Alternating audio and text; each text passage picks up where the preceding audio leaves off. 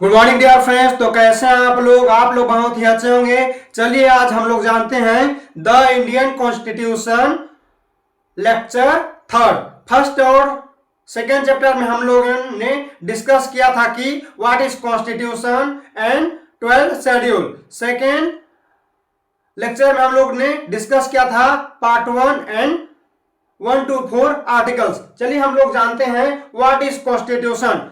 The Constitution is the highest and the supreme law of a country. This one first definition. Second definition, the rule regulation of law. This one second definition. Third definition, the Constitution is a book. ये हो गए हमारे 3 definition. अब हम लोग देखते हैं 12 schedules के नाम। First schedule union and territories, second salary and pension, third oath and promise, 4 Rajya Sabha seat, 5 SC ST, 6 SC ST like Assam, Meghalaya, Tripura and Mizoram, 7 power of list, 8 national language, 9 land reform law, 10 anti defection law, 11 panchayat and 12 municipalities. ये हो गया हमारा first lecture. Second day lecture revision part 1 union and territories. Article first India that is Bharat. Article second new state formation. Article third new state change name area and boundaries.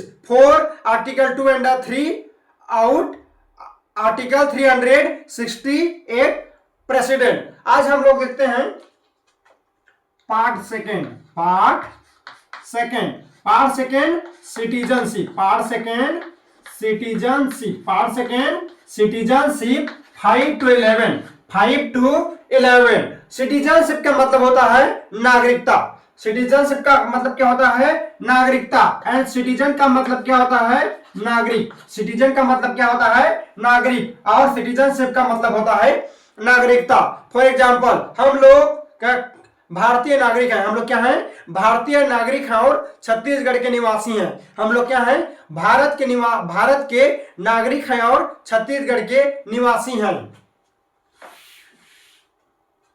अब देखते हैं article 5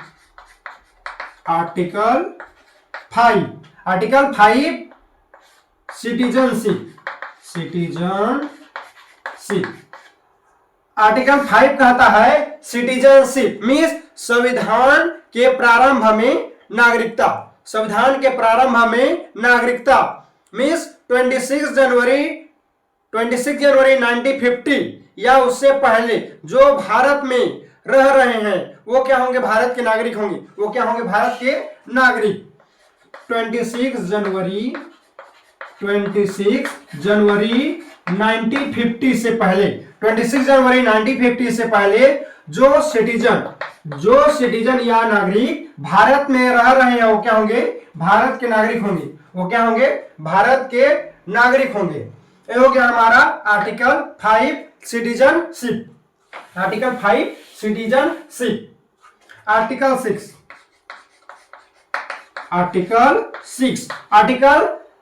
6 कहता है पाकिस्तान से इंडिया गए लोगों की नागरिकता। पाकिस्तान से इंडिया गए लोगों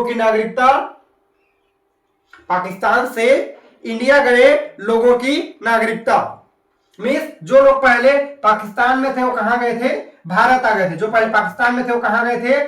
भारत आ गए थे। उसी को कहते हैं पाकिस्तान से इंडिया आए लोगों की नागरिकता मीन्स 19 जुलाई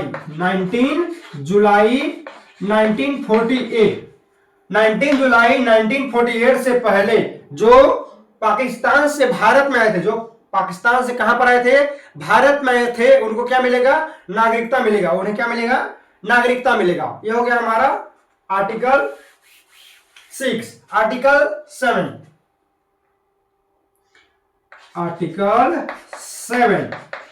7 कहता है इंडिया टू पाकिस्तान और पाकिस्तान से फिर इंडिया, पाकिस्तान से फिर इंडिया मींस आर्टिकल 7 कहता है जो लोग इंडिया में थे वो पाकिस्तान चले गए थे और पाकिस्तान से फिर कहां है, भारत आए लोगों की नागरिकता।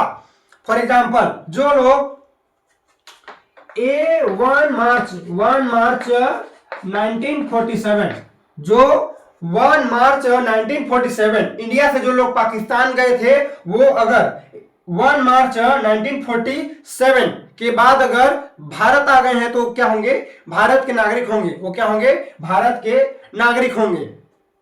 जो लोग पहले इंडिया से पाकिस्तान चले गए थे और पाकिस्तान से फिर आ गए लोगों की नागरिकता।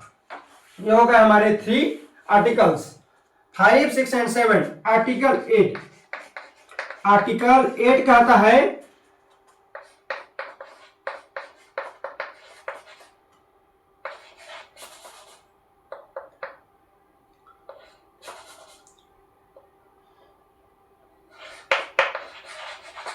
आर्टिकल 8 कहता है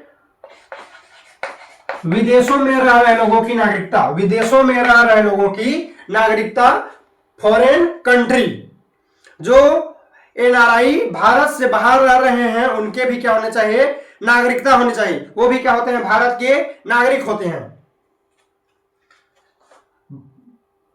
भारत से बाहर रह रहे लोगों की नागरिकता। आर्टिकल 9, आर्टिकल 9, आर्टिकल 9 कहता है ending citizenship, ending citizen, ending citizen, ending citizen. Ending citizen का मतलब होता है नागरिकता की समाप्ति, नागरिकता की समाप्ति। अगर आप कोई देशद्रोही काम करेंगे, अगर आप जासूसी का काम करेंगे भारत में तो आपके नागरिकता को क्या किया जा सकता है, समाप्त किया जा सकता है। नागरिकता को क्या किया जा सकता है, समाप्त किया जा सकता है, मींस नागरिकता की समाप्ति। आर्टिकल 9 कहता है, आर्टिकल 10, आर्टिकल 10 कहता है continue citizen, continue citizen. Continue citizen का मतलब होता है नागरिकता का बना रहना, नागरिकता का बना रहना। अगर आप कोई देशद्रोह काम नहीं करेंगे, कोई जासूसी का काम नहीं करेंगे तो आपका नागरिकता क्या हो सकता है, बना रह सकता है। नागरिकता क्या हो सकता है, बना रह सकता है।